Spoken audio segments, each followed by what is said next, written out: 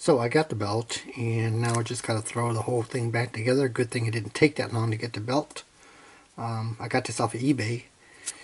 If not, if you have to wait weeks or months even to get a part, and you got a unit torn apart, that's not too good.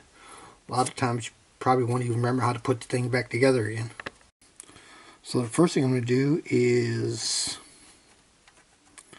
take this piece off again and put the belt on. Of course, you got to make sure you still got enough grease in here. For example, this is still grease, and the grease is not hard or anything. If it would be, I'd have to remove it with alcohol in the swab, and then I'd put fresh grease on.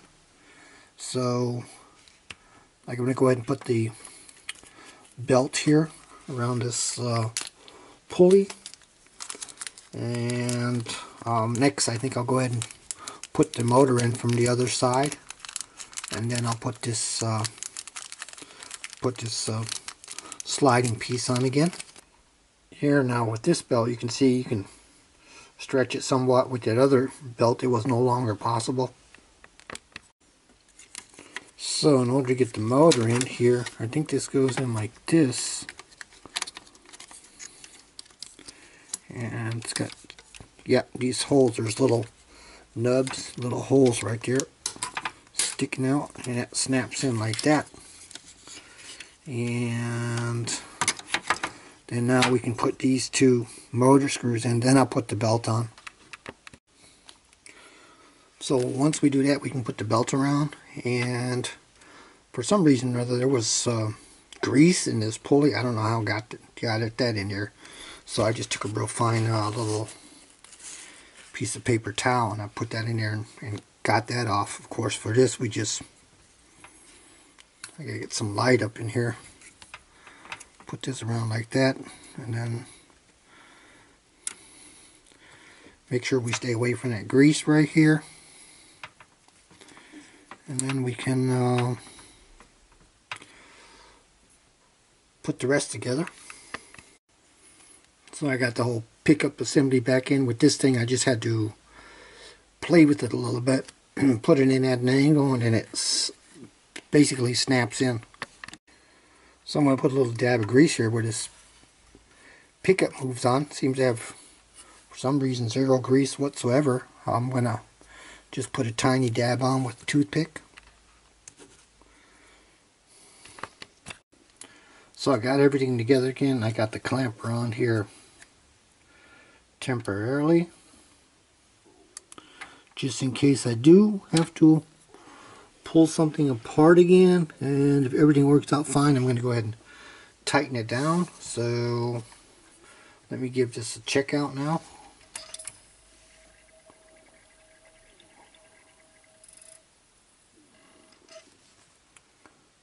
I'm going to hit the play.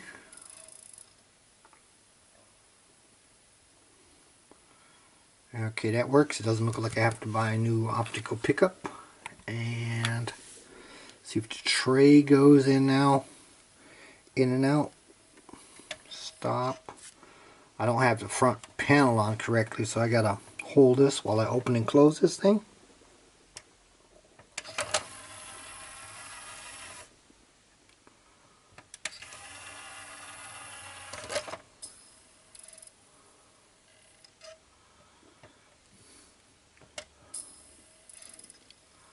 Okay, it looks like everything is okay. So one more thing I want to show is that I have this laser power meter. I think I picked this thing up for around 50 bucks on eBay. It's used and kind of old.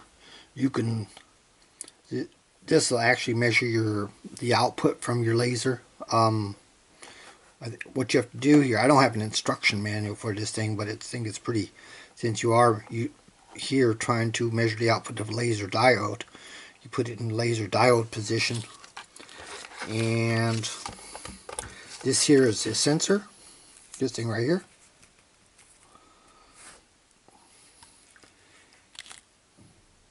Actually right there, and what you do is you hold it close to this. Of course you can't like do this direct under a lamp, for example, because then you're going to get a completely erroneous reading. Your reading is going to be completely off. Now I've got the lamp turned on here, and here you can basically, if you look at the needle there, the closer I bring it to the lamp. So definitely can't do that. So now I'm going to go ahead and demonstrate that real quick. Now what happens here is the laser is going to try to focus. You see it here, it's going up and down. It's going to go up and down, and you can only do that measurement in that time span. Okay, here we go.